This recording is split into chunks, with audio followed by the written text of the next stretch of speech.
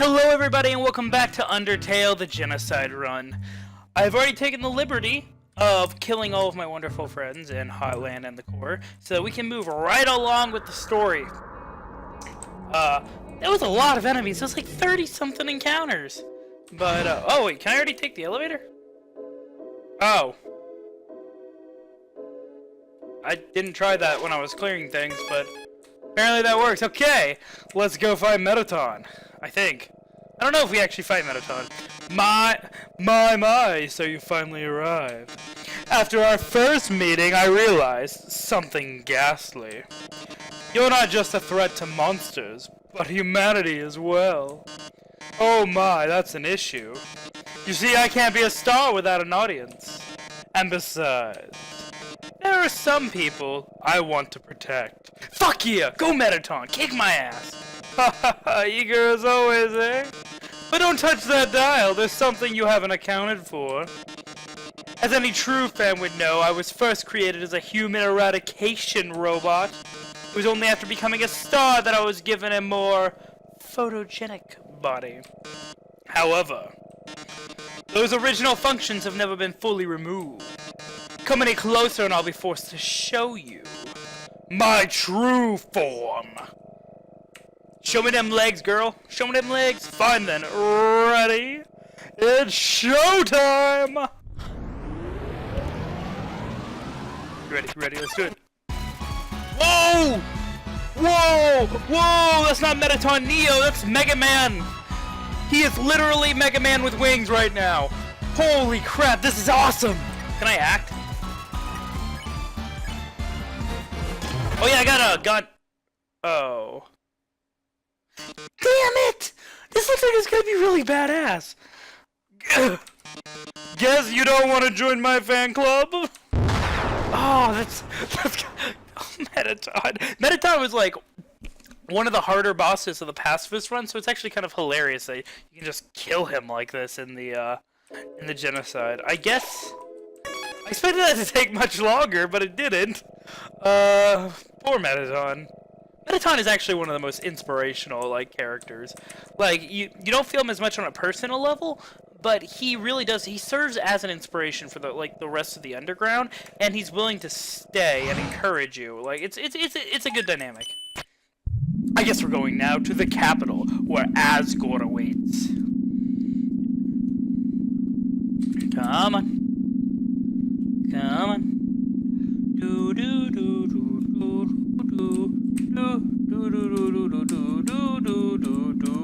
do. Okay, we're good.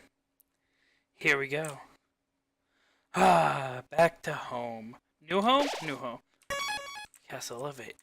I am currently level 19. I don't want to miss anything. Oh god, I love the parallax here. Like the scrolling parallax is great. It's fantastic. This is such a well-made game. Like the minimalistic sprite detail, like the minimalistic sprites are interesting, but the detail Toby ends up putting into the animations and into the backgrounds, especially the parallax, is just, it's phenomenal. Okay. Use the box. Oh, I didn't grab another legendary hero. I really should have. I might go back, depending on how hard the next boss is, and do that. Let me grab a CT in the meantime. Oh god, this is Asgore's home. It's a golden flower. That means this is also Chara's home, who I'm thoroughly convinced is actually possessing Frisk. Nothing useful. Yeah, that's definitely Chara. Look at that, it's Chara's voice, clearly. Coles. Oh, it's a great reading chair, but it doesn't seem like anyone uses it. So Asgore doesn't read. Ah. Flowey! Howdy, Chara! You finally made it home! Remember when we used to play here? Yeah, it's real. Boy, today's gonna be just as fun! Okay, you filling out that creep factor all nice and good? Wait, no chocolate. So, something that I didn't touch on in this playthrough, but in Toriel's house, the house that this is like the mirror of, there's brand name chocolate in the fridge. That's an interesting thing, and Chara clearly likes chocolate. I've read this already. Have you? You took the key and put it on your phone's keychain. Stovetop. Wonder if that's a reference to having played through the game before. Because I did build this on my original pacifist playthrough save. I remember when I first woke up here in the garden. I was so scared. I couldn't feel my arms or my legs. My entire body had turned into a flower. Mom, Dad, somebody help me, I called out. But nobody came. Oh god, that phrase is really recurring in this game, but nobody came. And it's like, it's extremely powerful. Okay, there's a heart-shaped lock inside the box. Will you take it? I will. Ah, fucking hell. Let me go drop some stuff off. Yes, use the box. Bicycle. Oh god, I'm gonna have to do this. Okay. Okay. Nah, I got a better idea. I just have to use some of this stuff. Can I drop stuff? Can I drop the manly bandana and the tough glove? Is that a thing? Item? Yeah, I can. The manly bandana was thrown away. Tough glove, thrown away. There we go. Now I can come in here and grab this stuff, re-equip, grab my bicycles.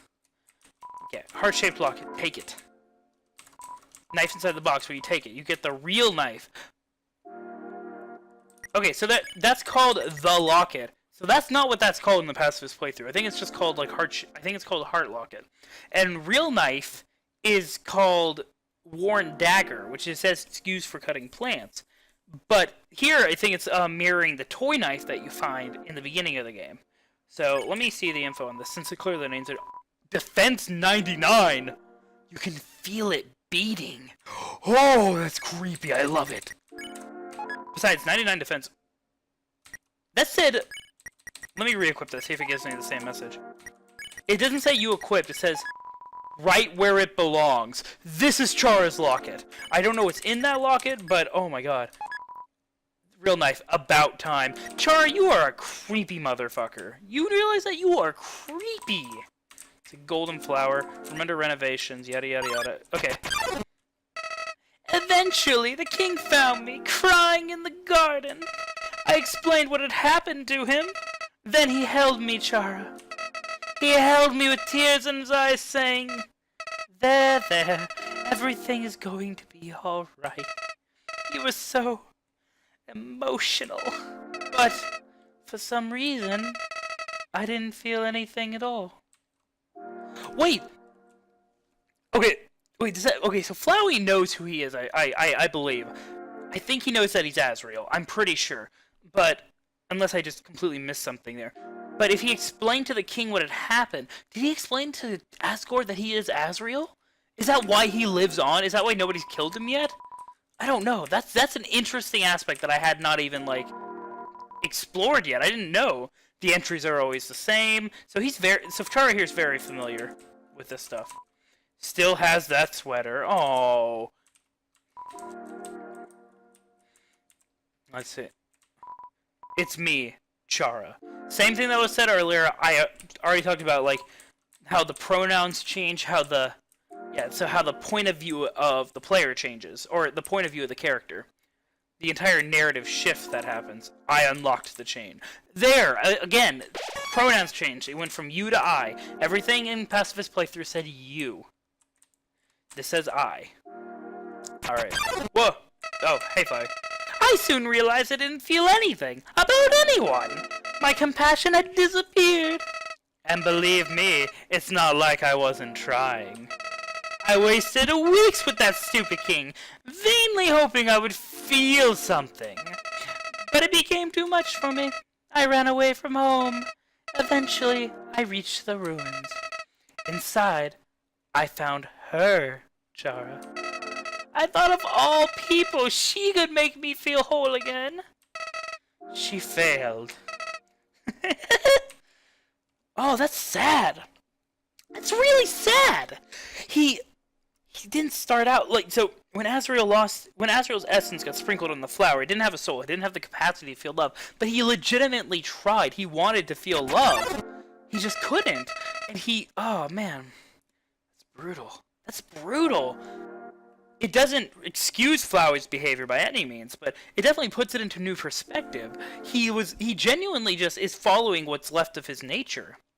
I realized those two were useless. I became despondent. I just wanted to love someone. I just wanted to care about someone. Chara, you might not believe this, but I decided it wasn't worth living anymore. Not in a world without love. Not in a world without you. So, I decided to follow in your footsteps. I would erase myself from existence. Oh my god! And you know what? I succeeded. Oh my god! This shines so much light on the motivations of Flowey in the Passive's playthrough. But why he's trying to control the timeline. He can't bear himself. He can't bear the thing that he's become. He wants to completely roll back the timeline to where he doesn't exist. Oh my god!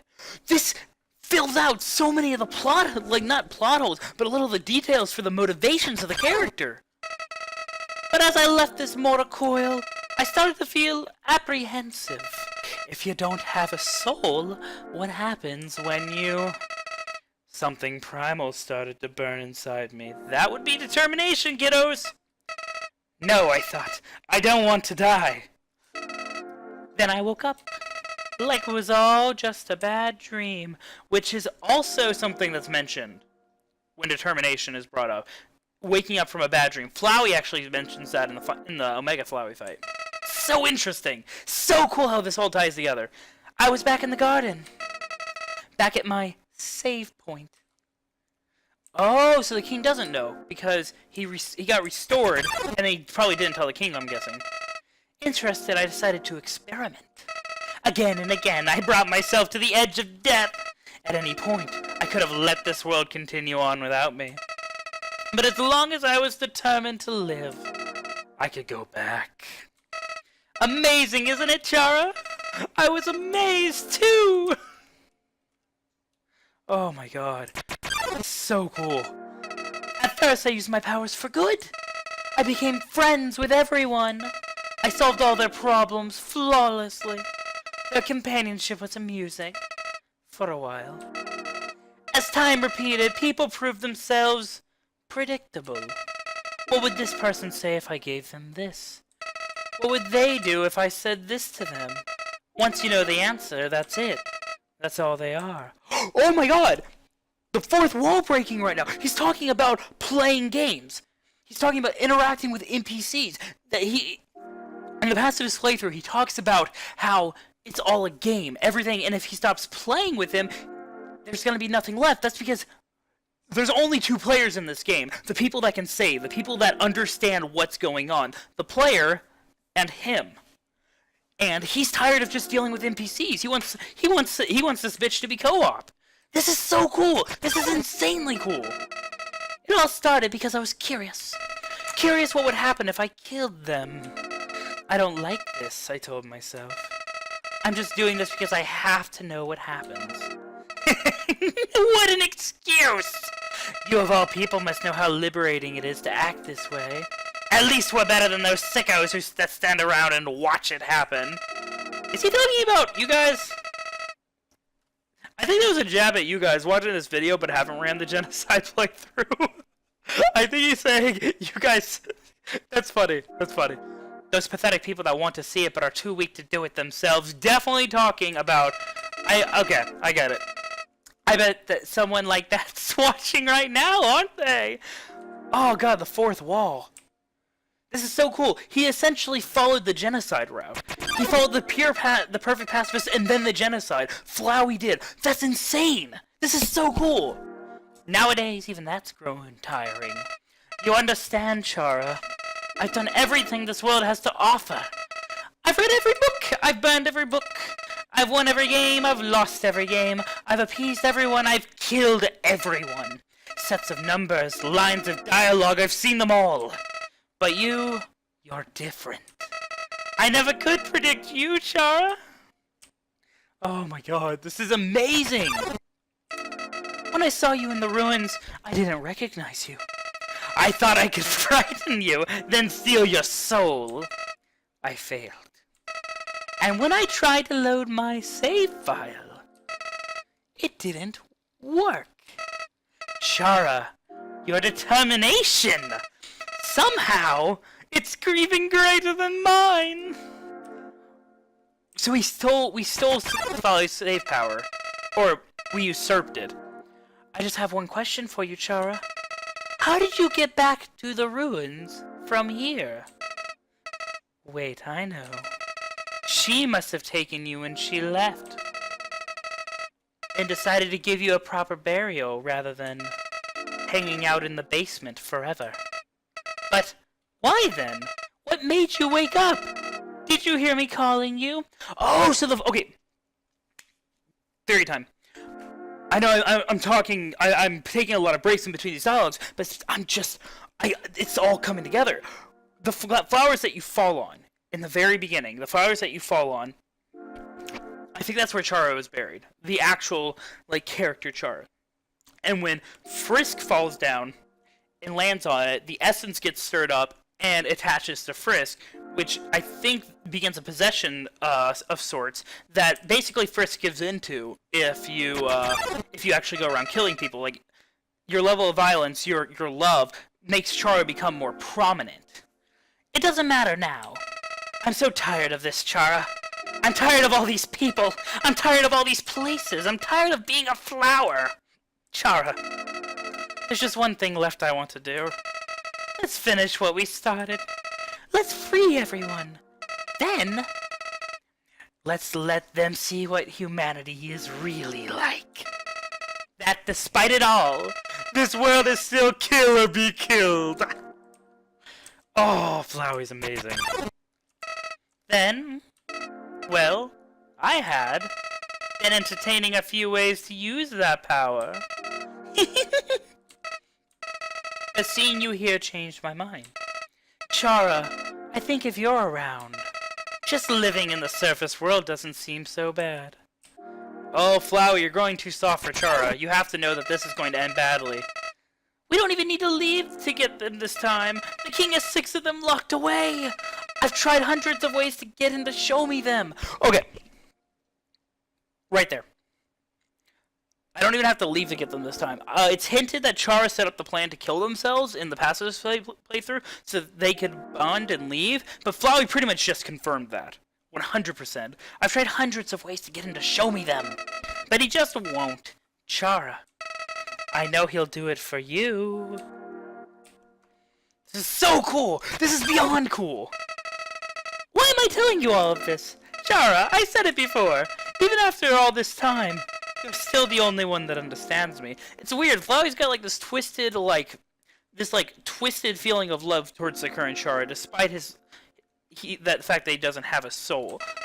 It's interesting. You won't give me any worthless pity. You are right. I still say you're going too soft, Flowey, for Chara to tolerate. Creatures like us wouldn't hesitate to kill each other if we got in each other's way. So that's why. Oh!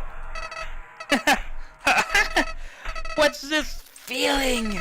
Why am I shaking?